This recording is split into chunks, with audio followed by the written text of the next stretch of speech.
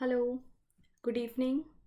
Good evening to all. मैं पूजा महेंद्रा आप लोगों का महिंद्रा के ऑफिशियल यूट्यूब चैनल में बहुत बहुत स्वागत करती हूँ। जैसा कि आप सभी लोग जानते हैं, हमारी जनरल साइंस की एमसीक्यू की सीरीज़ चल रही है, जहाँ पर हम जनरल साइंस के सभी क्वेश्चन को डिस्कस कर रहे हैं जो कि आपके ग्रुप डी के एग्जाम में इंपॉर्टेंट होंगे, क्योंकि रेलवे ग्रुप डी का एग्जाम बिल्कुल सर पर है, आने वाला है। और लगातार बच्चे पूछ रहे थे कि यूपीएसआई का बैच कब होगा। अब तो हमें वर्दी लेनी है मैडम, यूपीएसआई का बैच तैयार करो। तो बिल्कुल मंडे से हमारा यूपीएसआई का भी बैच स्टार्ट होगा, जिसकी टाइमिंग आपको अपडेट कर दी जाएगी। ठीक है, तो बिल्कुल जनरल साइंस के एमसीक्यू का पार्ट 7 है। अभी तक 6 पार्ट हमने डिस्कस कर चुके हैं। अगर आपने नहीं देखा है तो आप महिंद्रा के ऑफिशियल यूट्यूब चैनल पे जाइएगा, वहाँ से आप पूजा महिंद्रा को सर्च करेंगे तो आपको सारे के सारी क्लासेस आपके पार्ट 6 मिल जाएंगे। तो सबसे पहले तो good evening, welcome to all Mahindra's official YouTube channel. अब देखिएगा, दिन में 2 बार मैं आपके साथ जुड़ती हूँ। एक बार जुड़ती हूँ सुबह 6:30 बजे करेंट अफेयर्स के लिए। मुझे ऐसा लग रहा है कि आप लोग तो पेपर निकालना ही नहीं चाहते, करेंट अफेयर्स में आया करो, करेंट अफेयर्स पढ़ो, सुबह जल्दी उठने की आदत डालो। कुछ दिन जल्दी उठ जाओगे, कुछ दिन प्रैक्टिस कर लोगे, मेहनत कर लोगे, फिर जिंदगी भर आराम करने को मिलेगा। लेकिन अगर अभी मेहनत नहीं करी तो जिंदगी भर फिर स्ट्रगल करने को बचेगा। इसलिए सुबह जल्दी उठने की कोशिश कीजिए, करंट अफेयर्स की क्लासेस अटेंड कीजिए सुबह 6:30 बजे, क्योंकि स्टैटिक और जीके दोनों, मतलब करंट अफेयर्स भी आपके लिए इंपॉर्टेंट होता है अगर आपको एग्जाम क्वालिफाई करना है। साथ ही साथ डेली शाम को 4 बजे भी मेरी यहाँ पर क्लास होती है। तो आइए हम सेशन की शुरुआत करेंगे। फटाफट एक बार लिंक को क्या कर दोगे, शेयर कर दोगे अपने फ्रेंड्स के साथ जो लोग भी तैयारी करना चाहते हैं, और लाइक बटन पे क्लिक करना नहीं भूलेंगे। ठीक है, चलिएगा। तो हमारा कल का प्रैक्टिस क्वेश्चन था कि एरिथराइटिस, मतलब जिसको गठिया रोग भी कहते हैं, किसके डिपॉजिट होने के कारण बनता है। तो यूरिक एसिड, जो आपके जॉइंट्स होते हैं, जो आपके जोड़े होते हैं, जब वहां पर यूरिक एसिड जमा हो जाता है तो गठिया रोग हो जाता है।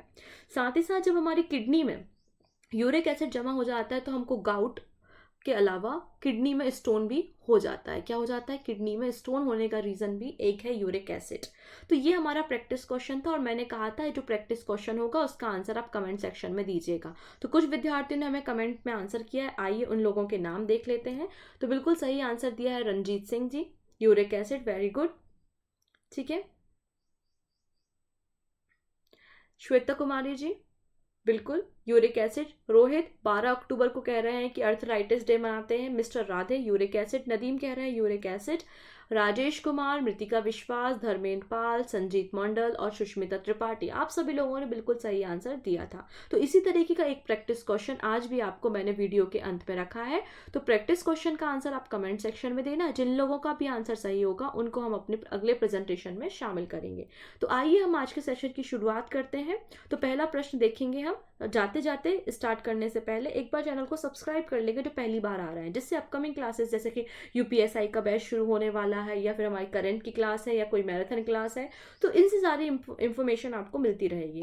ठीक है, Subscribe now and press the bell icon. Never miss an update. चलिए हम बात कर लेते हैं पहला question. Velamen present in the orchid plant. Orchid पौधे में मौजूद बेलामिन का काम क्या होता है। और वो ये ऑर्किडिक प्लांट क्या होते हैं, तो ऐसे प्लांट्स जो ड्राई प्लेसेस में होते हैं। ड्राई प्लेसेस मतलब डेजर्ट एरिया में होते हैं, शुष्क स्थानों पे होते हैं जहाँ पे बारिश कम होती है। तो ऐसे प्लांट्स में ऐसे प्लांट्स को ऑर्किडिक प्लांट के नाम से जाना जाता है। इन प्लांट में बेलामिन रूट्स पाई जाती हैं। इसका क्या मतलब होता है, ये बेलामिन रूट्स करती क्या है, सहारा प्रदान करने का काम करती हैं, हवा से नमी अवशोषण करने का काम करती हैं, कार्बोहाइड्रेट के लिए एसिमिलेशन करने का काम करती हैं, या एक्सचेंज ऑफ गैसेस, गैसों का आदान प्रदान करने का काम करती हैं। अगर मैंने आपको हिंट दे दी है कि ऑर्किटिक प्लांट वो प्लांट होते हैं जो ड्राई एरिया में आते हैं, तो ड्राई एरिया में आपने देखा पानी कम होता है, तो आप पानी की ज़रूरत है, तो ऐसी रूट्स हमारे पास होनी चाहिए जो एटमॉस्फेयर से नमी को एब्जॉर्ब कर सके। तो बिल्कुल सही आंसर क्या हो जाएगा, ऑप्शन नंबर बी, बिल्कुल करेक्ट आंसर हो जाएगा ऑप्शन नंबर बी। तो बेलामिन जो होता है एक स्पॉन्जी की तरह होता है, जो हमारी रूट्स की तरह काम करता है, और ये एटमॉस्फेयर से मॉइस्चर्स को एब्जॉर्ब करने का काम करता है। ठीक है, तो ये आर्किटिक प्लांट्स कहलाते हैं। आइए अगली बात कर लेते हैं। Which of the following is not a root, इनमें से जड़ कौन नहीं है। आलू, गाजर, शकरकंद या मूली, पोटैटो, कैरेट, स्वीट पोटैटो या फिर रेडिश। तो देखिएगा, प्लांट का बहुत सारे हिस्से वेजिटेटिव पार्ट होते हैं। हम प्लांट के पत्ते भी खाते हैं, उनकी स्टेम्स को भी खाते हैं, उनकी रूट को भी खाते हैं, है ना। अलग अलग प्लांट के अलग अलग वेजिटेटिव पार्ट होते हैं, खाने योग्य हिस्से होते हैं। जैसे कि गाजर, गाजर जमीन में होती है मतलब रूट है। मूली जमीन में होती है, रूट है। स्वीट पोटैटो भी क्या है आपका, रूट है, लेकिन जो पोटैटो है आपका, ये आपकी रूट ना हो के क्या है, स्टेम है। तो इस बात को याद रखना है, आलू एक स्टेम है, बाकी सारी चीज़ें क्या है आपकी, जड़ें हैं, रूट्स हैं। क्लियर हो गया? आइए, बिल्कुल सही आंसर आप लोग कर रहे होंगे। Which type of bonding occur in NH4Cl? किसी ने मुझसे पूछा था एक दिन नौसादर क्या होता है, तो NH4Cl जो होता है ना, अमोनियम क्लोराइड, उसको ही आप नौसादर कहते हैं। ये सभी प्रश्न एग्जाम में पूछे गए हैं किसी न किसी पेपर में, ठीक है ना, तो इसलिए सारे प्रश्न बहुत इंपॉर्टेंट है। और PDF के लिए परेशान नहीं होना है, क्लास ओवर होने के बाद डिस्क्रिप्शन में एक लिंक मिलेगी, तो उस लिंक के जरिए आप PDF को आसानी से डाउनलोड कर पाएंगे। तो NH4Cl जो अमोनियम क्लोराइड है, उसको ही हम क्या कहते हैं, नौसादर कहते हैं। अब ये NH4 जो Cl होता है, इसमें सब्लिमेशन होता है। क्या होता है इसमें, सब्लिमेशन। सब्लिमेशन का मतलब क्या हुआ, ऊर्ध्वपातन होता है। ऊर्ध्वपातन का मतलब होता है कि ये सॉलिड से डायरेक्टली गैस में कन्वर्ट हो जाती है। अब इसमें कौन कौन से बॉन्ड्स होते हैं, ionic bond, covalent bond, coordinate bond, या फिर इनमें से सभी। तो जिन लोगों को ये सारे बॉन्ड्स के बारे में थोड़ी समझ होगी, तो वो इस प्रश्न का आंसर इजीली दे पाएंगे। तो NH4 जो Cl होता है नौसादर, उसमें तीनों बॉन्ड्स होते हैं, क्योंकि देखो प्लस और माइनस के अट्रैक्शन से जो बॉन्ड बनते हैं उसको आप आयनिक बॉन्ड कह देते हैं। तो NH4 और Cl माइनस, तो प्लस और माइनस से बॉन्ड बना तो आयनिक बॉन्ड हो गया। अब कोवेलेंट बॉन्ड क्या होता है, तो इलेक्ट्रॉन की शेयरिंग करना, इलेक्ट्रॉन की साझेदारी करना। तो इलेक्ट्रॉन की साझेदारी से आपका क्या बन जाएगा, कोवेलेंट बॉन्ड। तो यहाँ पर कोवेलेंट बॉन्ड भी बन जाता है। और कोऑर्डिनेट बॉन्ड, कोऑर्डिनेट का बॉन्ड का मतलब होता है कि तुम्हें इलेक्ट्रॉन चाहिए ना, हम तुमको देते हैं, लेकिन हमें नहीं चाहिए। मतलब साझेदारी करनी है, पार्टनरशिप करनी है, लेकिन एक तरफा करनी है। वही एक तरफा प्यार वाली कहानी हो गई है, तो ठीक है ना। तो NH4Cl एक तरफा वाली है, कोऑर्डिनेट बॉन्ड। तो उसको हम कोऑर्डिनेट बॉन्ड कहते हैं कि नाइट्रोजन कह रहा है, देखो हाइड्रोजन 4 कनेक्ट है कि नहीं, हाइड्रोजन 4 कनेक्ट है, लेकिन अगर नाइट्रोजन की बात करें तो नाइट्रोजन के पास होते हैं 7 इलेक्ट्रॉन, पहली कक्षा में 2, दूसरे कक्षा में 5, ठीक है। अब इसको बस 3 इलेक्ट्रॉन की जरूरत है 8 करने के लिए, तो एक इससे ले लिया, एक इससे ले लिया, एक इससे ले लिया। अब इस हाइड्रोजन को ये बोल रहा है कि तुम एक इलेक्ट्रॉन ले लो, लेकिन मुझे नहीं चाहिए। तो यहाँ पे इसने क्या कर लिया, कोऑर्डिनेट बॉन्ड बना लिया, सहसंयोजी समन्वय बंध बना लिया। तो आपके NH4Cl में आयनिक बॉन्ड भी है, कोवेलेंट बॉन्ड भी है, और कोऑर्डिनेट बॉन्ड भी है। तो ऑल ऑफ दिस सही हो जाएगा। बात क्लियर हो गई इतनी? चलो अगला, the compound which has covalent bond is, यौगिक जिसमें सहसंयोजी बंध होता है। जैसा कि मैंने कहा कि इलेक्ट्रॉन की साझेदारी करने से, इलेक्ट्रॉन की शेयरिंग करने से कोवेलेंट बॉन्ड बनते हैं, सहसंयोजी बंध बनते हैं। बेसिकली 3 प्रकार के कोवेलेंट बॉन्ड होते हैं, सिंगल, डबल और ट्रिपल। अगर एक इलेक्ट्रॉन की पार्टनरशिप हुई तो सिंगल कोवेलेंट बॉन्ड, 2 इलेक्ट्रॉन की पार्टनरशिप हुई तो डबल कोवेलेंट बॉन्ड, और 3 इलेक्ट्रॉन की पार्टनरशिप हुई तो ट्रिपल कोवेलेंट बॉन्ड बनता है। फॉर एग्जाम्पल मैं इसको ऐसे समझाती हूँ, जैसे कि ऑक्सीजन है, ऑक्सीजन का नंबर होता है 8, मतलब पहली ऑर्बिट में 2 इलेक्ट्रॉन है, अगली ऑर्बिट में 6 इलेक्ट्रॉन है। अच्छा, इसको स्टेबल होने के लिए कितने इलेक्ट्रॉन चाहिए, तो इसको स्टेबल होने के लिए 2 इलेक्ट्रॉन चाहिए। तो अब किसके पास जाएगा, तो ऑक्सीजन गया दूसरे ऑक्सीजन के पास कि क्यों ना भाई अपन लोग पार्टनरशिप कर लें, तू मुझे 2 इलेक्ट्रॉन दे दे, मैं तुझे दे देता हूँ, अपन दोनों कंप्लीट हो जाएंगे, मामला सेट हो जाएगा। तो एक ऑक्सीजन दूसरे ऑक्सीजन के साथ 2 इलेक्ट्रॉन की साझेदारी कर लेता है, तो डबल कोवेलेंट बॉन्ड बन जाएगा। इसको आप बोल देते हैं O2। अब ये जो कंपाउंड्स दिख रहे हैं, इनमें से आपको बताना है किसमें कोवेलेंट बॉन्ड है, और बिल्कुल सही आंसर हो जाएगा यहाँ पर आपका क्या, N2। क्योंकि देखिए नाइट्रोजन का नंबर होता है 7, पहली ऑर्बिट में 2, दूसरी ऑर्बिट में 5। अब इसको स्टेबल होने के लिए, कंप्लीट करने के लिए खुद को कितने इलेक्ट्रॉन चाहिए, तो आपका आंसर होगा 3 इलेक्ट्रॉन चाहिए। तो एक नाइट्रोजन दूसरे नाइट्रोजन के पास जाता है कि यार भाई 3-3 इलेक्ट्रॉन की पार्टनरशिप कर लेते हैं। तो ट्रिपल कोवेलेंट बॉन्ड यहाँ पर इसने बना लिया, N2 ने। बात क्लियर है? तो जनरली कोवेलेंट बॉन्ड से जो भी कंपाउंड बनते हैं वो गैसेज होती हैं, O2, N2, H2, Cl2, ये सब क्या है आपके गैसेज है। क्योंकि कोवेलेंट बॉन्ड जो होते हैं बड़े कमजोर टाइप के होते हैं, क्योंकि पार्टनरशिप है, मजा नहीं आ रहा है भाई, पार्टनरशिप तोड़ दो, वापस अपने इलेक्ट्रॉन लेके निकल लो। तो इसलिए कोवेलेंट बॉन्ड कमजोर होते हैं, वीक होते हैं। जब ये वीक होते हैं, इसलिए इनके जनरली जो कंपाउंड्स होते हैं वो गैसेस के फॉर्म में होते हैं, पहली चीज। दूसरी बात मैं ये बताना चाहती हूँ कि इनके जो मेल्टिंग पॉइंट और बॉइलिंग पॉइंट होते हैं वो बहुत कम होता है। तो लो मेल्टिंग और बॉइलिंग पॉइंट होते हैं। इस तरीके से प्रश्न आया जाता है कि सहसंयोजी बंध जो होते हैं उनका क्वथनांक और गलनांक कैसा होता है, तो निम्न क्वथनांक और गलनांक होता है। लो मेल्टिंग और बॉइलिंग पॉइंट होते हैं कोवेलेंट बॉन्ड में। बात क्लियर है? तो सही आंसर क्या हो जाएगा, ऑप्शन नंबर सी, N2। इतनी चीज़ें क्लियर है? अगर क्लियर है तो एक बार लिंक को शेयर करना तो बनता है, क्योंकि आने वाले रेलवे के एग्जाम में महत्वपूर्ण होंगे, और ये सभी प्रश्न रेलवे में आए हुए प्रश्न ही मैं यहाँ पर लेकर आई हूँ। अगला प्रश्न है हमारे पास, डबल बॉन्ड अकर इन, अब डबल बॉन्ड किस में है, CH4 में, C2H6 में, C2H4 में या C2H2 में। चलो डबल बॉन्ड कहाँ पर है, देखिएगा ये सारे कार्बन के कंपाउंड्स हैं। कार्बन के जो कंपाउंड्स होते हैं बेसिकली 3 प्रकार के होते हैं। कौन कौन से होते हैं, एल्केन, एल्कीन और एल्काइन। क्या क्या होता है, एल्केन, एल्कीन और एल्काइन। एल्केन मतलब सिंगल बॉन्ड, एल्कीन मतलब डबल बॉन्ड और एल्काइन मतलब होता है ट्रिपल बॉन्ड। ठीक है, एल्केन, एल्कीन और एल्काइन। यहाँ पे डबल बॉन्ड मतलब एल्कीन के बारे में पूछा जा रहा है कि इनमें से एल्कीन कौन है। अगर मैं फॉर्मूले के हिसाब से आपको समझाऊं तो एल्केन का फॉर्मूला होता है CnH2n+2। एल्कीन का फॉर्मूला होता है CnH2n और एल्काइन का फॉर्मूला होता है CnH2n-2। अब पूछा है डबल बॉन्ड वाला, मतलब ये कार्बन कितने हैं सब में, 2। कार्बन को क्या रखना है आपको, मैंने यहाँ पे C की जगह रख दिया, N की जगह रख दिया 2, H4। तो C2H4 कहीं सेटिस्फाइड हो रहा है, तो आप कहोगे हाँ हो रहा है ऑप्शन नंबर बी में, तो मैं कहूँगी वही सही है, ऑप्शन नंबर C वही सही है। C2H4 बिल्कुल सही आंसर हो जाएगा। इसको क्या पढ़ोगे आप, इथीन। क्या पढ़ोगे, ये इथीन है, तो इथीन C2H4 है, इसमें आपको डबल बॉन्ड मिलेंगे क्योंकि ये एल्कीन है। प्रश्न क्लियर हो रहा है, तो एल्केन, एल्कीन और एल्काइन ऐसे निकाल सकते हैं, कोई दिक्कत नहीं है। अगर ट्रिपल बॉन्ड पूछा जाता तो ऑप्शन नंबर डी हो जाता, डबल पूछा है तो ऑप्शन नंबर सी है। बात क्लियर, चलो अगली बात करते हैं। अगला क्वेश्चन है हमारे पास, which of one of the following is the paramagnetic in nature. इनमें से पैरामैग्नेटिक नेचर का कौन है, नाइट्रोजन, ऑक्सीजन, हाइड्रोजन या फिर आयरन। ये थोड़ा सा ऊपर लेवल का क्वेश्चन है, लेकिन कोशिश कीजिए आंसर करने की, जो भी आंसर होगा गलत सही या स्किप कर दो ज़्यादा से ज़्यादा। तो पैरामैग्नेटिक नेचर का कौन सा क्वेश्चन यहाँ पर नेचर में एलिमेंट है, नाइट्रोजन, ऑक्सीजन, हाइड्रोजन या आयरन। तो हमको तो पहले ये समझना पड़ेगा ना कि पैरामैग्नेटिक होता क्या है, तभी तो आंसर करेंगे। तो देखो पहली चीज़ तो आंसर इसका ऑक्सीजन है, 100 बात की एक बात, हाई ऑक्सीजन आंसर है। अब यहाँ पे हमको समझना क्या है कि पैरामैग्नेटिक होते क्या हैं, तो ज़रा मैं इसको समझाती हूँ। आपके पास जो आपने कक्षाएं पढ़ी होंगी ना, क्वांटम नंबर्स पढ़े होंगे, SP, D और F पढ़े हैं, SP, D और F क्वांटम नंबर्स पढ़ी होंगी आपने, ऑर्बिट्स की कक्षाएं पढ़ी होंगी।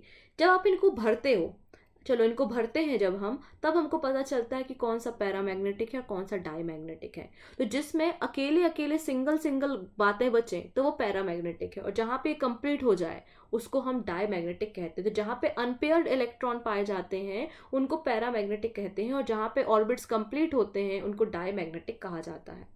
बात क्लियर है। जैसे ऑक्सीजन भाई साहब की बात करें तो ऑक्सीजन के पास है 8, तो S में भरते हैं 2, भर दिए 2। अब S के बाद आता है P, S के बाद क्या आता है P, तो 2 हो गए, 3, 4, 5, 6, 7, 8, SP।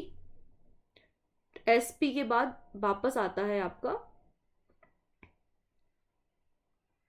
सॉरी 2S 2P आता है ना, मतलब इनको कक्षाओं को भरते हैं SP 2S 2P 2D। Aufbau के नियम को फॉलो करते हैं बेसिकली, उतना डिटेल में नहीं जाना है, आपको इतना याद रखना है जिसमें अनपेयर इलेक्ट्रॉन बचते हैं, अनपेयर्ड इलेक्ट्रॉन बचते हैं, वो आपका क्या कहलाता है, पैरामैग्नेटिक कहलाता है। 2 अनपेयर इलेक्ट्रॉन बचे, ठीक है। अगला है, molten NaCl is a good conductor of electricity is due to. पिघला हुआ NaCl मतलब सॉल्ट बिजली का अच्छा सुचालक होता है, क्यों। तो अगर मैं NaCl की बात करती हूँ तो NaCl में जब विद्युत धारा प्रवाहित करोगे तो Na+ और Cl- में टूट जाएगा और उसमें प्लस और माइनस चार्ज आ जाएगा। तो प्लस चार्ज आपको पता है कैथोड की तरफ जाता है और माइनस चार्ज जो है एनोड की तरफ जाता है, और इसके कारण इलेक्ट्रॉन फ्लो होना शुरू हो जाएंगे, है कि नहीं। और इलेक्ट्रॉन फ्लो होना शुरू हुए मतलब इलेक्ट्रिसिटी फ्लो होना शुरू हुई। बात क्लियर है। तो यहाँ पर फ्री आयंस होते हैं, Na+ और Cl-। ये क्या कहलाते हैं, आयंस कहलाते हैं। Na+ को कैटायन कहते हैं और Cl- को एनायन कहते हैं। तो यहाँ पर कैटायन और एनायन उपस्थित होते हैं जिसके कारण NaCl में आसानी से विद्युत धारा प्रवाहित हो जाती है। याद रखना है, जिस पे प्लस चार्ज होता है वो कैटायन होता है और जिस पे माइनस चार्ज होता है उसको हम एनायन कहते हैं। NaCl आपका नमक कहलाता है, सॉल्ट कहलाता है, जिसमें आपको कौन सा बॉन्ड मिलेगा। अगर पूछा जाता है कि नमक में कौन सा बॉन्ड है तो आपका आंसर हो जाएगा आयनिक बंध। आयनिक बॉन्ड आपको नमक में मिलेगा। ठीक है ना। अब आयनिक बॉन्ड के बारे में बता देते हैं कि आयनिक बॉन्ड बड़े स्ट्रॉन्ग होते हैं, प्लस और माइनस के अट्रैक्शन से बने हैं भाई। अट्रैक्शन वाले बॉन्ड तो स्ट्रॉन्ग होगा यहाँ पे। NaCl जो है उसमें आयनिक बॉन्ड है और ये स्ट्रॉन्ग होते हैं, मतलब आसानी से इनको ब्रेक नहीं किया जा सकता। तो आयनिक बॉन्ड से जनरली जो प्रोडक्ट्स बनेंगे वो आपको कैसे मिलेंगे, सॉलिड के फॉर्म में मिलेंगे। तो नमक भी आपको सॉलिड में मिलता है कि नहीं। आयनिक बॉन्ड के मेल्टिंग और बॉइलिंग पॉइंट बहुत हाई होते हैं, तो उच्च गलनांक और उच्च कथनांक होता है आपके आयनिक बंध का। जैसे कि अपने सहसंयोजी बंध देखा, वैसे ही आपने आयनिक बंध को भी यहाँ पे समझ लिया। ये बॉन्ड जो है वो केमिस्ट्री की नींव कहलाते हैं। बॉन्ड समझना आपको थोड़ा सा जरूरी होता है एग्जाम के पॉइंट ऑफ व्यू से, ठीक है।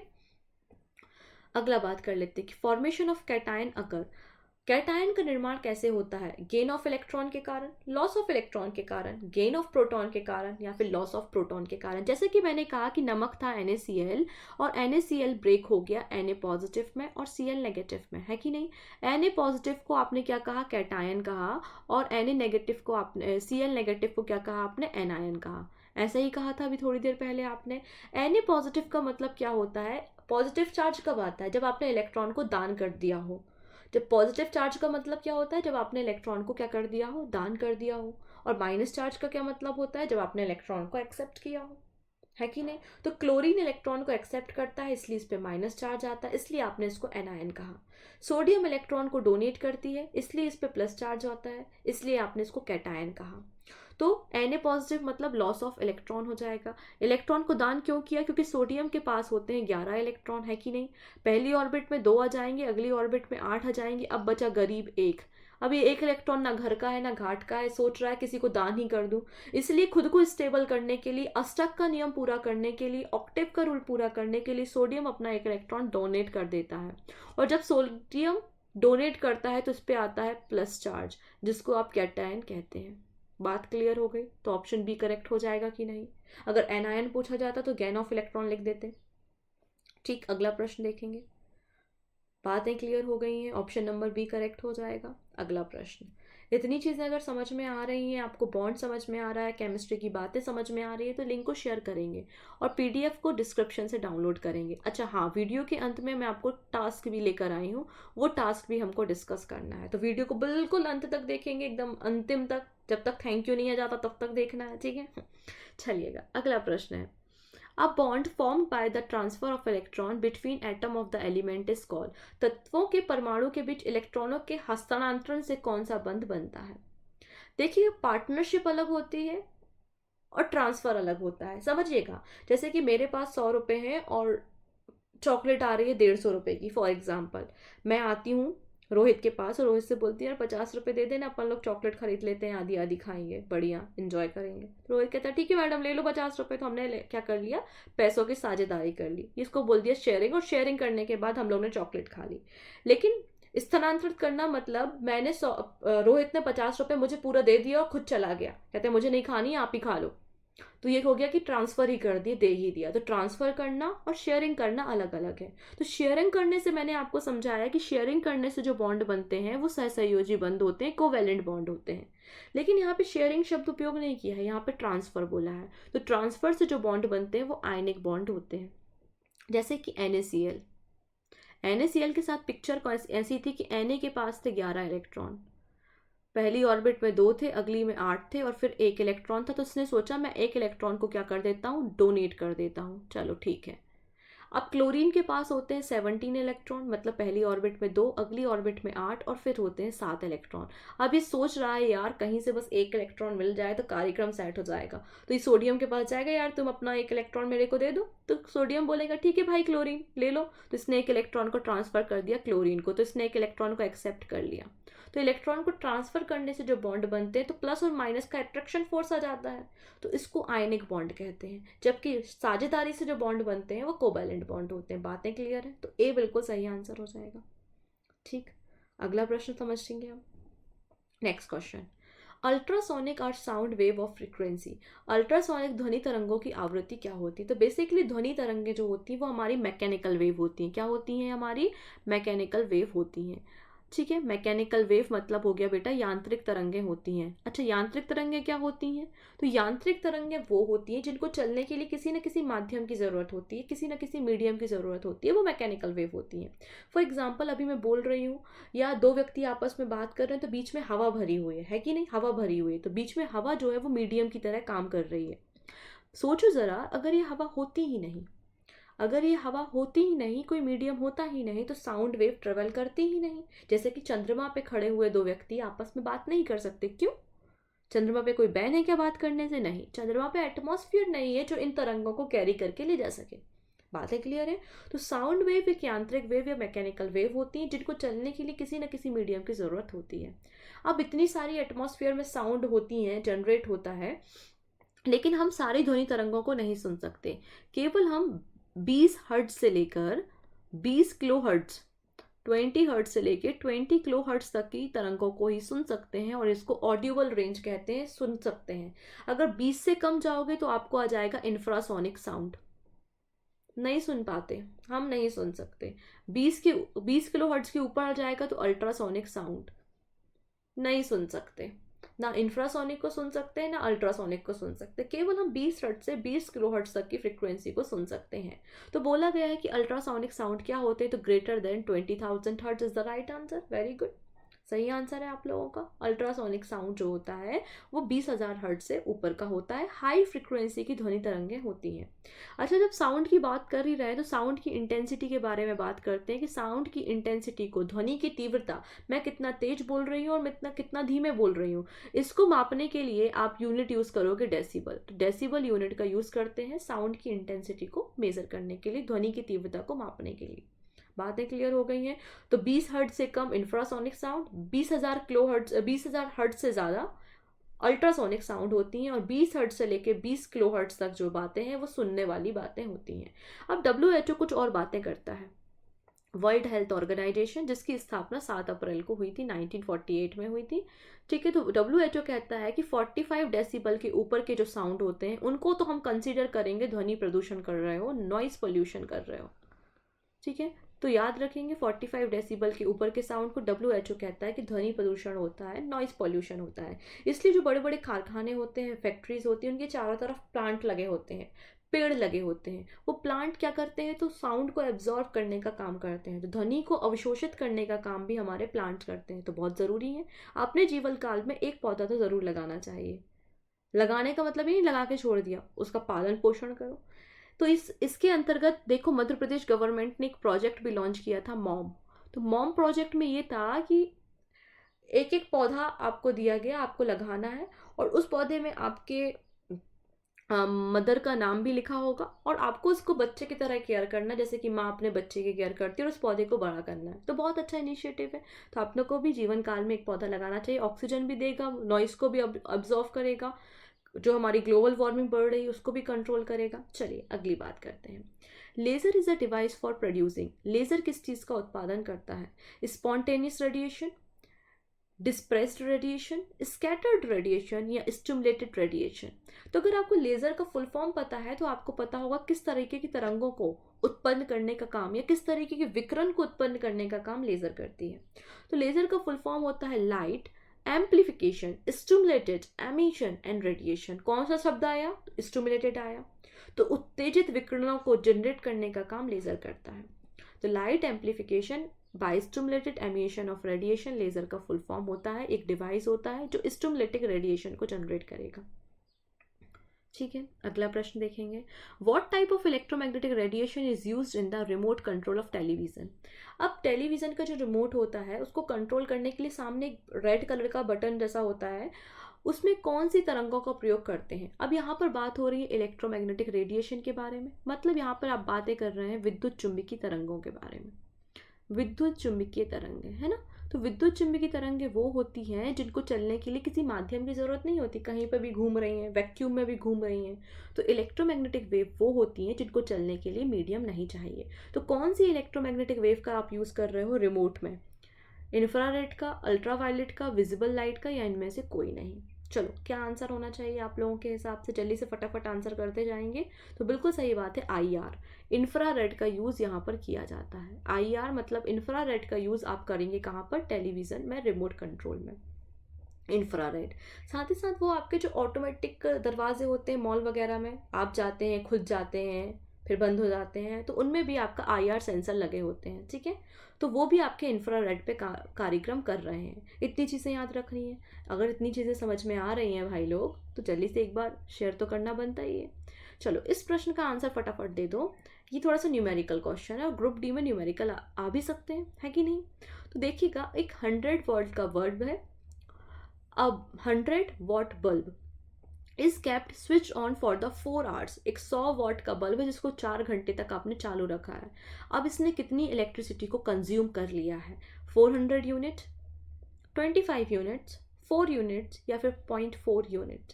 कितनी इलेक्ट्रिसिटी को कंज्यूम करने का काम किया है इस बल्ब ने। चलो आंसर कर दो फटाफट, जो भी आंसर है। 400, 25, 4 या 0.4 यूनिट। अब यूनिट क्या होती है, तो जनरली जो हमारे घरों में बिल वगैरह आते हैं वो आपने देखा होगा ना, यूनिट्स में आते हैं कि इस महीने तो 100 यूनिट बिल आया है, ऐसी अपन बातें करते हैं। तो ये यूनिट क्या होती है, यूनिट का मतलब होता है किलोवाट आवर। किलोवाट घंटे को आप यूनिट बोलते हैं कि हर घंटे कितनी किलोवाट एनर्जी आप यूज़ कर रहे हैं। हर घंटे कितनी किलोवाट आप एनर्जी यूज़ कर रहे हैं, वो आपकी क्या कहलाती है, यूनिट कहलाती है। अब आपको बताना है कि 100 वाट का एक बल्ब है जो 4 घंटे चल रहा है, कितनी एनर्जी इसने कंज्यूम की। तो देखिएगा, ऑप्शन डी बिल्कुल सही हो जाएगा। सॉल्व कैसे करेंगे, तो सॉल्व करने का तरीका है कि 100 वाट का एक बल्ब है जो कि 4 घंटे चल रहा है, ठीक है। आपको बताना है कि कितनी यूनिट इसने बिजली को यूज़ किया। अब यूनिट होती है किलोवाट घंटा, और ये 100 वॉट में था। इसको किलोवाट में कन्वर्ट करने के लिए आपको डिवाइड करना पड़ेगा 1000 से, है कि नहीं, क्योंकि आप जानते हैं कि 1 kilowatt is equal to 1000 watt होता है कि नहीं। अब यहाँ पे कुछ कट रहा है तो काटा पीटी कर दो, काट दिया। अब इसको लिख सकते हो ना 0.4 यूनिट, तो बिल्कुल कितना कंज्यूम किया आपने, 0.4 यूनिट बिजली आपने कंज्यूम की। तो इस तरीके से आप इन प्रश्नों को सॉल्व कर सकते हो, बड़ा आसान होता है कि नहीं। चलो अगली बात करते हैं। Number of stomata is less and the sunk in, रंध्रों की संख्या किसमें कम और अंदर डूबी हुई होती है। रंध्र या स्टोमेटा क्या होते हैं, जो हमारी पत्तियां होती हैं, जो लीव्स होते हैं, उसमें छोटे छोटे छोटे छोटे छेद होते हैं जिनको स्टोमेटा कहते हैं। ये स्टोमेटा ओपन होते हैं और एटमॉस्फेयर में ऑक्सीजन को रिलीज करते हैं और एटमॉस्फेयर से कार्बन डाइऑक्साइड को ले लेते हैं। साथ ही साथ इवोपरेशन करने के लिए भी स्टोमेटा ज़रूरी होते हैं। तो बताएं वो कौन से पौधे या कौन सा फाइलम है या कौन सा ग्रुप है जहाँ पर स्टोमेटा बहुत कम होते हैं और डूबे हुए रहते हैं, तैरते हुए रहते हैं। तो देखिएगा आंसर क्या हो जाएगा, अंदर डूबी हुई होती हैं स्टोमेटा, मतलब पत्तियों में अंदर की तरफ होते हैं स्टोमेटा और बहुत कम संख्या में होते हैं। अच्छा, कम संख्या में स्टोमेटा होने का क्या मतलब है कि इवोपरेशन रेट कम हो, कम से कम अमाउंट में पानी को एटमॉस्फेयर में छोड़ा जाए, क्योंकि हमारे पास पानी नहीं है। हमारे पास पानी नहीं है, तो जिन पेड़ पौधों के पास पानी की मात्रा कम होती है, जैसे कि कैक्टस, नागफनी के पौधे कहाँ पर होते हैं, रेगिस्तान एरिया में होते हैं। अब इनके पास पानी की कमी है, अगर अपने स्टोमेटा को बार बार ओपन करेंगे और या फिर ज़्यादा स्टोमेटा होंगे तो रेट ऑफ इवोपरेशन ज़्यादा होगा, और वैसे ही पानी की कमी है। इसलिए तो आपने देखा होगा कैक्टस या नागफनी होती है, उनकी पत्तियां जो होती हैं वो कांटे में बदल जाती हैं। कांटे में क्यों बदल जाती हैं, क्योंकि अगर पत्ती का आकार बड़ा रहेगा तो सरफेस एरिया ज़्यादा है, और सरफेस एरिया ज़्यादा है तो रेट ऑफ इवोपरेशन भी क्या होगा, ज़्यादा होगा ना। इसलिए क्यों ना पत्ती को कांटे में परिवर्तित कर लो, तो सरफेस एरिया कम हो जाएगा, इवोपरेशन रेट कम हो जाएगा, पानी को कम वेस्टेज करना पड़ेगा। बात क्लियर है। तो अब ले दे के इतना बता दो कि इस जो हमारे नागफनी और कैक्टस होते हैं वो किसके अंतर्गत आते हैं, मेसोफाइटा, हेलोफाइटा, हाइड्रोफाइटा या फिर जायरोफाइटा। तो आपके जो कैक्टस वगैरह होते हैं वो किसके अंतर्गत आते हैं, क्या आंसर होना चाहिए। तो बिल्कुल सही आंसर है option number D, option number D, ठीक है। देखो ये नागफनी वगैरह जो होते हैं ये आपके ज़ेरोफाइटा के अंतर्गत आते हैं, जिसमें आपको स्टोमेटा कम मिलेंगे और इसकी पत्तियां जो है वो कांटे के आकार की मिलेंगी, जिसके कारण रेट ऑफ इवापोरेशन कम से कम हो। तो ड्राई एरियाज में इस तरीके के पौधे आपको देखने को मिलते हैं। बात क्लियर हो गई। चलो अगली बात कर लेंगे। तो हम trunk of tree increases in girth due to the cell division एम। अब देखो आपने देखा होगा एक छोटा सा पौधा हमने लगाया तो उसका ये जो ट्रंक होगा वो बहुत पतला सा होगा, लेकिन कुछ समय बाद आप देखोगे इसका ट्रंक बढ़ता चला जाएगा, बढ़ता चला जाएगा। कई बार तो ट्रंक इतना बड़ा हो जाता है कि आप उसे अपने हाथों से कवर नहीं कर सकते, है कि नहीं। तो ट्रंक किस लिए इंक्रीज होता है, वेस्कुलर टिश्यूज़ के कारण, मेरिस्टेमिकल टिश्यूज़ के कारण, कॉर्टेक्स के कारण या पित्त के कारण? क्या रीज़न है? ट्रंक बढ़ता जाता है, ठीक है, तना जो भी होता है उसका वो बढ़ता चला जाता है। तो बिल्कुल बड़ी चीज़ है, हम क्यों बढ़ते हैं, हमारे बालों की ग्रोथ क्यों होती है, हमारे नाखूनों की ग्रोथ क्यों होती है? क्योंकि हमारे शरीर में सेल डिवीज़न होता है, कोशिका विभाजन होता है। तो कोशिका विभाजन रीज़न होता है किसी भी चीज़ की ग्रोथ के लिए। हमारे शरीर में सेल डिवीज़न हो रहा है तो हमारी लंबाई में वृद्धि हो रही है। वैसे पेड़ पौधों में भी सेल डिवीज़न होता है तो नई ब्रांचेस निकलती हैं, नई पत्तियाँ निकलती हैं, तना बढ़ता है, जड़ें बढ़ती हैं, ट्रंक बढ़ता है। तो बिल्कुल सेल डिवीज़न यहाँ पर रीज़न है। तो कोशिका विभाजन के कारण पौधों में वृद्धि होती है, इस बात में कोई दो मत नहीं है। लेकिन कोशिका विभाजन करता कौन है? तो देखिएगा, मैंने आपको समझाया है, डिटेल में बायो की क्लास आपको ली थी मैंने, उसमें मैंने आपको प्लांट के बारे में सारी जानकारी दी थी। अगर नहीं देखा है तो पूजा महेंद्रा आप हमारा जो ऑफिशियल यूट्यूब चैनल है वहाँ पर आप सर्च कीजिएगा मेरी बायो की क्लासेस, तो आपको सारी क्लासेस डिटेल में मिल जाएंगी। तो सुनिएगा, हमारे जो प्लांट्स होते हैं बेसिकली उसमें दो प्रकार के टिश्यूज़ पाए जाते हैं, है कि नहीं? एक होता है मेरिस्टेमिकल टिश्यू और दूसरे होते हैं परमानेंट टिश्यू या कॉम्प्लेक्स टिश्यू भी इनको बोला जाता है। तो जो कॉम्प्लेक्स टिश्यूज होते हैं ये सेल डिवीजन नहीं करते, कोशिका विभाजन नहीं करते, मतलब प्लांट की ग्रोथ तो बिल्कुल भी नहीं करेंगे।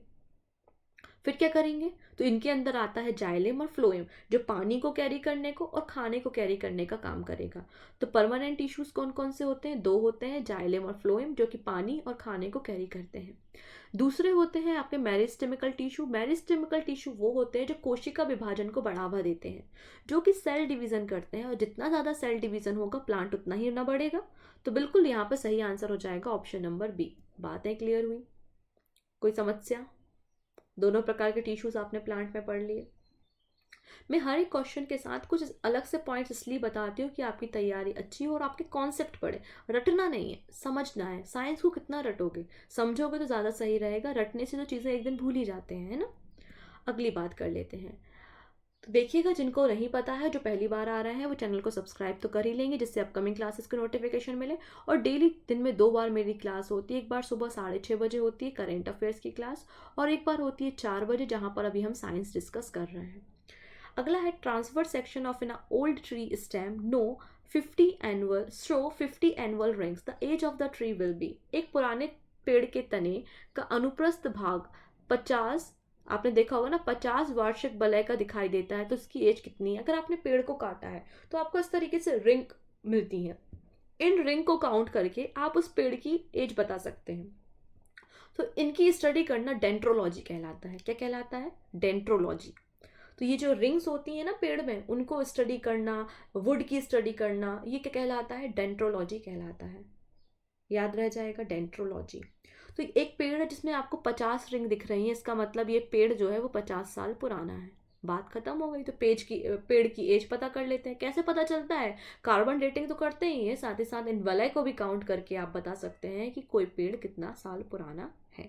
तो बिल्कुल सही आंसर हो जाएगा, ये पेड़ आपका 50 साल पुराना है, क्योंकि इसमें 50 आपको रिंग दिखाई दे रही है। इसकी स्टडी क्या हुई? डेंट्रोलॉजी हुई। बात क्लियर हो गई? चलिएगा, अगली बात करते हैं। Physical property depends on the.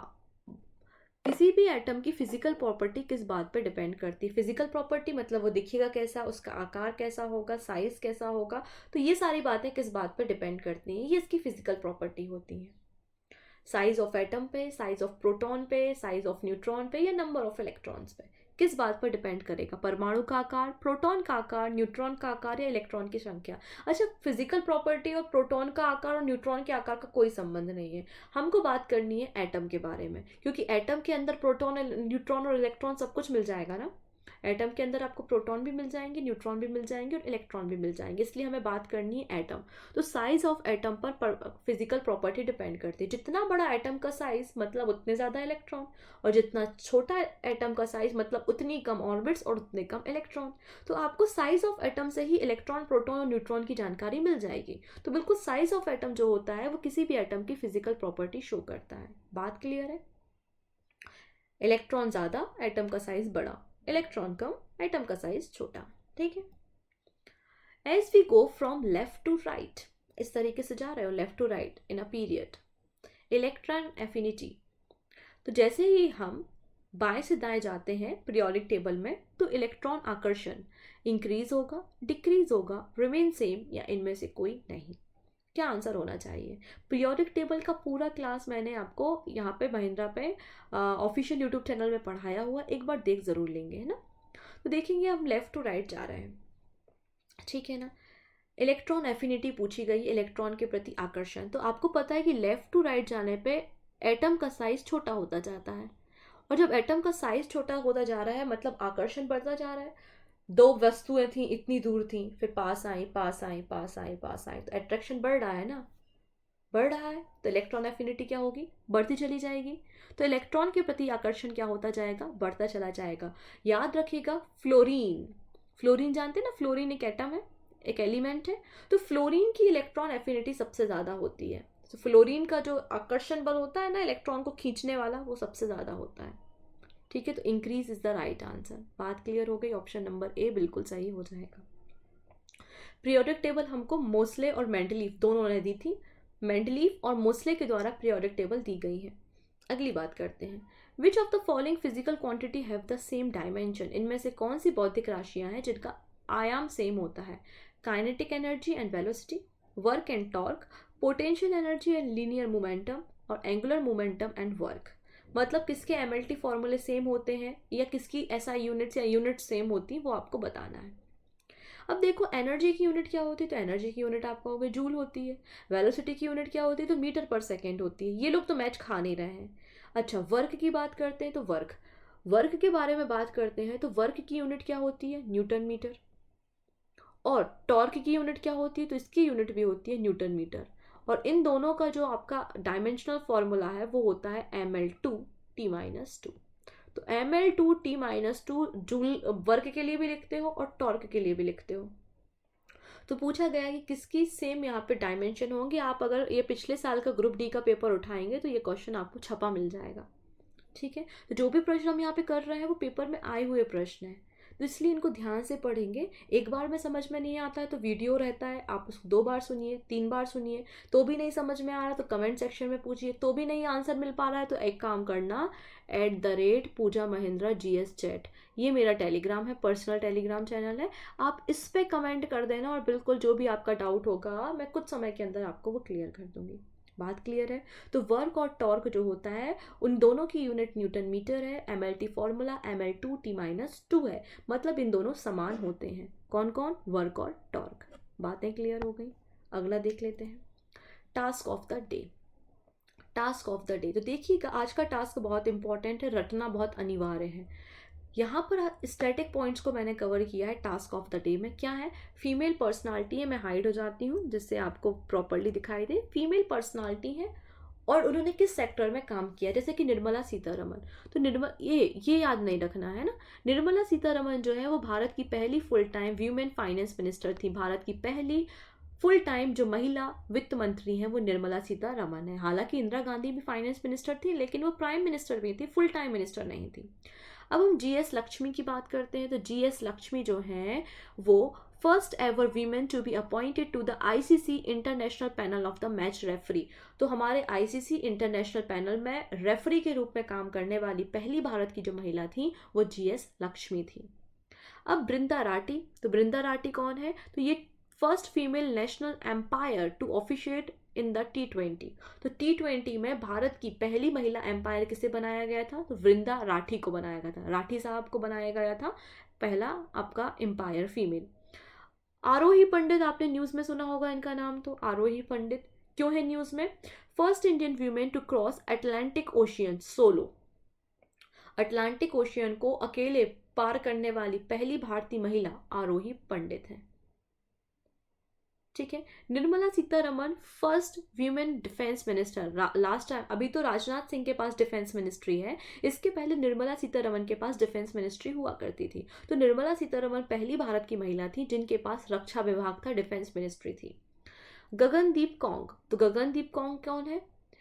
First Indian women to be elected Royal Society fellow. तो रॉयल सोसाइटी फेलो के लिए चुनी जाने वाली पहली भारत की महिला गगनदीप कांग थी। हिना जायसवाल, तो हिना जायसवाल का नाम आपने सुना होगा, first Indian women to flight engineer. तो इंजीनियर जो होते हैं ना, जैसे कि आपकी फ्लाइट्स में, आपके एयरक्राफ्ट में जो भी टेक्निकल इश्यूज आ गए हैं उनको सुधारने का काम कौन करेगा? इंजीनियर करेगा। तो हिना जायसवाल पहली फ्लाइट इंजीनियर बनी है, तो इसलिए इनका नाम याद रखना है। दिव्या कनाड, तो दिव्या कनाड कौन है? First Indian women to receive future of nature award for the marine conservation.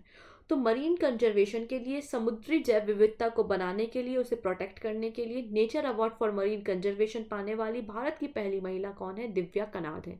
तो ये कुछ इंपॉर्टेंट नाम है जिनको रट लेना है, ऐसे डायरेक्ट क्वेश्चन एग्जाम में पूछ लिए जाते हैं। फर्स्ट महिलाएं हैं ये, ठीक है, फर्स्ट वीमेन पर्सनालिटी के बारे में बात हो रही है। अगली है हरमनप्रीत कौर। हरमनप्रीत कौर कौन है? तो first women cricketer score a century in T20।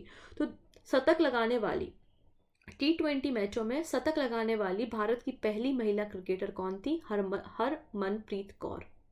अब कैप्टन दिव्या की बात कर लेते हैं। तो first female officer to lead contingent on the army day parade. तो आर्मी डे परेड को प्रतिनिधित्व करने वाली, आर्मी डे परेड में शामिल होने वाली पहली भारत की जो महिला ऑफिसर है वो कैप्टन दिव्या है, ठीक है। अगर हम लेफ्टिनेंट भावना कस्तूरी की बात करें तो लेफ्टिनेंट भावना कस्तूरी कौन है?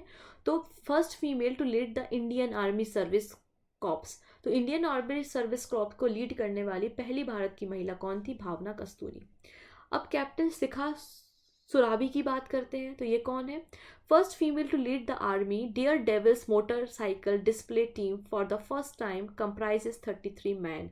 तो डेयर डेविल्स मोटरसाइकिल डिस्प्ले में शामिल होने वाली, वो जब 26 जनवरी या 15 अगस्त होता है तो बाइक से वो लोग स्टंट वगैरह करते हैं, तो उसी स्टंट में शामिल होने वाली पहली महिला कौन थी? शिखा सुरभि थी। अदिति अशोक, ये गोल्फर है, इनका नाम याद रखेंगे, इसके सामने लिखेंगे स्टार बना लो या मोस्ट इंपॉर्टेंट लिख लो अदिति अशोक। अदिति अशोक का संबंध किससे है? तो एक गोल्फ प्लेयर है, first Indian women golfer to win Ladies European Tour, ठीक है, तो एक गोल्फ खेलने वाली प्लेयर है। दीक्षा डागर की बात करते हैं। तो youngest Indian women to win on the ladies European tour. तो लेडीज यूरोपियन टूर जीतने वाली पहली और यंगेस्ट भारतीय महिला दीक्षा डागर है। अरुणिमा सिन्हा, इनके सामने लिखेंगे 3 स्टार, क्वेश्चन आएगा किसी ना किसी सेट में मिल जाएगा। तो अंटार्कटिका की हाईएस्ट पीक है जिसका नाम है माउंट विंसन। अंटार्कटिका की हाईएस्ट पीक है जिसका नाम क्या है? Mount Vinson. उस पर चढ़ाई करने वाली भारत की महिला अरुणिमा सिन्हा। अरुणिमा सिन्हा, इनका नाम याद रखना है। कुछ और नाम है, अंतिम स्लाइड है ये, कुछ नामों के साथ फिर प्रैक्टिस क्वेश्चन होगा जिसका आंसर कमेंट सेक्शन में बताना। हिमा दास, हिमा दास 2018 में first Indian women athlete to win a gold the world level in a women's 400 final race. तो 400 फाइनल रेस में फर्स्ट भारत की महिला जिन्होंने गोल्ड जीता था, हिमा दास एक एथलीट है। राही सरनोबत, इनके सामने लिख लो इंपॉर्टेंट, राही सरनोबत का संबंध शूटिंग से है, निशानेबाजी से है। किससे है? शूटिंग से है। तो first Indian women to win a shooting gold in the Asian games, Asian games में गोल्ड जीतने वाली भारत की पहली महिला शूटर राही सरनोबत है। अगर पुरुषों में बात करें तो अभिनव बिंद्रा के बारे में बात की जाती है, अभिनव बिंद्रा भी शूटिंग करते हैं। सावित्रीबाई फुले, ज्योतिबा फुले की वाइफ थी सावित्रीबाई फुले, ये पहली भारत की महिला टीचर है। Savitribai Phule become the first women teacher in India, ठीक है। एनीवेज एंड आपको पता है 1917 में लोकमान्य बाल गंगाधर तिलक के साथ इन्होंने होम रूल लीग की शुरुआत की थी और 1917 में इंडियन नेशनल कांग्रेस की पहली महिला प्रेसिडेंट चुनी गई थी। तो first female president of Indian national Congress जो है वो एनी बेसेंट है, आयरलैंड की महिला है, ठीक है। अब है रमाबाई, रमाबाई। अब देखो आपने केसरी हिंद टाइटल सुना होगा, लेकिन सुना है किसी महिला को केसरी हिंद टाइटल मिला? तो बिल्कुल हाँ, पंडित रमाबाई। तो पंडित रमाबाई वो पहली भारतीय महिला है जिनको केसरी हिंद टाइटल ब्रिटिश राज्य में दिया गया था। तो केसरी हिंद टाइटल पाने वाली भारत की पहली महिला कौन है? पंडिता रमाबाई है। सरोजनी नायडू को हम भारत की कोकिला के नाम से भी जानते हैं, नाइटेंगल ऑफ इंडिया के नाम से भी जानते हैं। First Indian born female president of Indian national Congress. 1925 में पहली बार भारत की किसी महिला को अगर हमने प्रेसिडेंट बनाया था कांग्रेस का तो वो सरोजनी नायडू थी। साथ ही साथ भारत की पहली जो गवर्नर थी वो भी सरोजनी नायडू थी, यूपी की थी। Sarla Thakral, first Indian women to fly in aircraft. Aircraft उड़ाने वाली भारत की पहली महिला जो थी वो सरला ठकराल थी। बातें क्लियर हो गई हैं इतनी, ठीक है, इतनी चीज़ें क्लियर हो गई हैं। आइए अब हम बात कर लेते हैं प्रैक्टिस क्वेश्चन की। आपको प्रैक्टिस क्वेश्चन दिखाई दे रहा है? चलो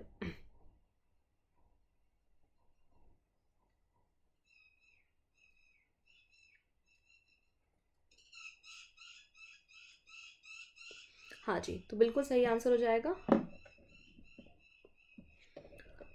Maxwell is the unit of, Maxwell किसकी इकाई है? तो मैक्सवेल इंटेंसिटी ऑफ मैग्नेटिज्म, या फिर परमेबिलिटी, मैग्नेटिक फ्लक्स, या मैग्नेटिक सस्पेक्टिबिलिटी। आपका जो भी आंसर है आपको कमेंट सेक्शन में देना है, और जिन भी लोगों का आंसर सही होगा उनको हम अपने कमेंट सेक्शन के लेकर स्क्रीनशॉट लेकर आपको प्रेजेंटेशन में शामिल करेंगे। तो जो भी आंसर है कमेंट सेक्शन में देना नहीं भूलेंगे। पीडीएफ के लिए बिल्कुल भी झकझक नहीं करना है, परेशान नहीं होना है। डिस्क्रिप्शन में आपको लिंक मिलेगी क्लास ओवर होने के बाद, उस लिंक के जरिए पीडीएफ को डाउनलोड कर लेंगे। आई होप आज की क्लास आपने एंजॉय की होगी, आपको सारे कॉन्सेप्ट समझ में आए होंगे। टास्क ऑफ द डे जो था वो मोस्ट इंपॉर्टेंट था, वीवीआईपी था, इसको रट लेना, क्योंकि अभी तक मैंने जितने टास्क कराए आप देखोगे सारे टास्क से क्वेश्चन एग्जाम में बनते हैं। क्लियर? साथ ही साथ जाने से पहले लाइक बटन को क्लिक करके ज़रूर जाएंगे। ठीक है, थैंक यू सो मच। हम कल मिलेंगे 4 बजे। तब तक के लिए बाय बाय, टेक केयर, ख्याल रखिएगा अपना।